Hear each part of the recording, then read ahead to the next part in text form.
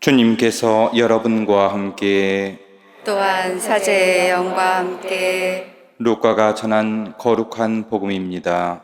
주님 영광 받으소서. 그때 예수님께서 모든 사람에게 말씀하셨다.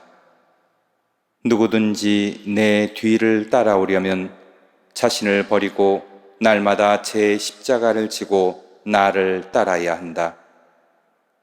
정녕 자기 목숨을 구하려는 사람은 목숨을 잃을 것이고, 나 때문에 자기 목숨을 잃는 그 사람은 목숨을 구할 것이다. 사람이 온 세상을 얻고도 자기 자신을 잃거나 해치게 되면 무슨 소용이 있느냐? 누구든지 나와 내 말을 부끄럽게 여기면 사람의 아들도 자기의 영광과 아버지와 거룩한 천사들의 영광에 쌓여올 때 그를 부끄럽게 여길 것이다. 주님의 말씀입니다. 그리스도님 찬미합니다.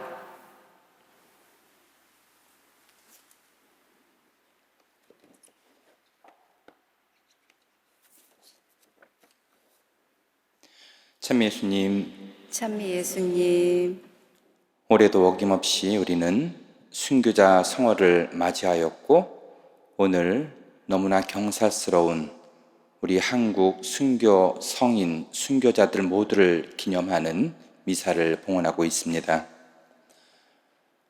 자랑스러운 순교 성인, 복자님들의 거룩한 희생으로 꽃피운 한국 교회 안에서 우리 모두에게 순교라는 말은 그리 낯설지 않은 단어일 것입니다. 더욱이 이곳 새남터 성지 본당은 일반 성당에서는 찾기 어려운 순교 성인들의 유해가 성전과 기념관에 모셔져 있고, 매일 순례길을 걸어 방문하시는 순례자들을 위한 미사가 봉헌되기에 순교자들의 발자취를 매 순간 느끼며 살아갈 수 있는 곳입니다. 그러나 이러한 표면적인 익숙함과 순교 정신을 일상 안에서 실천하며 살아가는 것 사이에는 분명히 큰 차이점이 있겠지요? 다른 한편, 종교의 자유가 주어진 현대에도 우리가 왜 순교자들을 기려야 하는지 그 의미를 생각해 보지 않을 수 없습니다. 여러분에게 순교는 과거입니까? 현재입니까? 아니면 미래입니까? 여러분에게 순교는 죽음입니까? 삶입니까? 또한 여러분에게 신앙은 단지 복된 미래를 보장하는 약속입니까? 아니면 어떤 어려움에도 불구하고 세상을 구원하시려는 하느님의 손길에 자신을 내어 맡기는 결단입니까? 여기 새남터 형장에서 피를 흘리며 쓰러져간 순교자들 중에 특별히 김대건 신부님의 편지를 통해 이 질문에 대해 어떻게 답할 수 있는지 함께 생각해 보고자 합니다. 우선 김대건 신부님은 삶의 의미와 목적은 근본적으로 하느님의 섭리 안에 있음을 알고 언제나 하느님께 희망을 두고 살라고 말씀하십니다. 신부님은 모두 21통의 편지를 남기셨는데 그 중에 유일하게 한글로 쓰여진 마지막 편지가 회유문입니다. 이 편지에서 신부님께서는 하느님은 인간과 천지 만물을 창조하신 주인이며 아버지시기에 하느님을 알지 못하면 태어난 보람이 없다고 하십니다. 이 확고한 믿음이 있었기에 아무리 어려운 일이 있더라도 하느님께서 당신을 보호해 주실 것을 믿고 온갖 난관을 기꺼이 받아들이셨던 것입니다. 이처럼 우리 순교자들은 하느님을 대군, 대부로 모시고 인간사 모든 기흉, 화복을 하느님의 뜻 안에서 이해하고 그분의 뜻을 따르려고 했습니다. 오늘 제1독서의 말씀처럼 의인들의 영혼은 하느님 손안에 있음을 믿었기에 사람들이 보기에 벌을 받는 것 같지만 사실 그분들은 불사의 희망으로 가득 차 있었던 것이지요. 둘째, 김대원 신부님은 형제적 사랑으로 이웃을 사랑하라는 모범을 우리에게 보여주십니다. 더욱이 어려운 박해의 상황에서나 고문의 순간에 더욱 사랑으로 일치하고 서로를 위로하며 도울 것을 권고하십니다. 회유문에서 신부님은 이러한 어려운 시절을 당하여 마음을 늦추지 말고 도리어 힘을 다하고 역량을 더하여 마치 용맹한 군사가 병기를 갖추고 전장에 있음같이 하여 싸워 이길지어다. 부디 서로 우애를 잃지 말고 돕고 아울러 주 우리를 불쌍히 여기시어 환난을 물리칠 때까지 기다려라. 이러한 환난 때는 주의 시험을 받아 세속과 마귀를 쳐 공덕을 크게 세울 때이니 부디 환난에 눌려 항복하는 마음으로 물러나지 말고 비록 너희 몸은 여럿이나 마음으로는 한 사람이 되어 사랑을 잊지 말고 서로 참아 돌보고 불쌍히 여기며 주님께서 자비를 베푸실 때를 기다려라 라고 하십니다. 하느님을 사랑하는 것과 이웃을 사랑하는 일이 가장 큰 계명임을 되새기고 실천하라는 말씀이겠지요. 셋째로 김대원 신부님은 순교 영성이란 하느님의 사랑을 증거하는 삶이라는 것을 보여주십니다.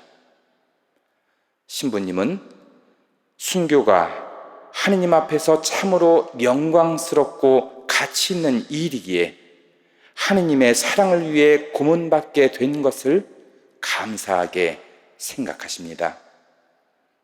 나아가서는 당신을 고문하는 형리들에게 적의를 품기보다 그들을 위해 권고하고 오히려 복을 빌어주기까지 하십니다. 페레올 주교님에게 보낸 편지에서 신부님은 다음과 같이 말하고 계십니다. 관장이 저를 고문하게 하였습니다. 관장이 배교를 하지 않으면 곤장으로 쳐 죽이게 하겠소 하고 다시 말하였습니다. 좋을 대로 하시오. 그러나 나는 절대로 내 하느님을 배신하지 않을 것입니다. 내 교회 진리를 듣고 싶으면 들어보시오. 내가 공경하는 하느님은 천지 만물의 조물주이시고 상선벌악 하시는 분이요. 그러므로 사람이라면 누구나 그에게 공경을 드려야 하오. 관장님, 하느님의 사랑을 위해 고문을 받게 해준 데 대해 감사하오.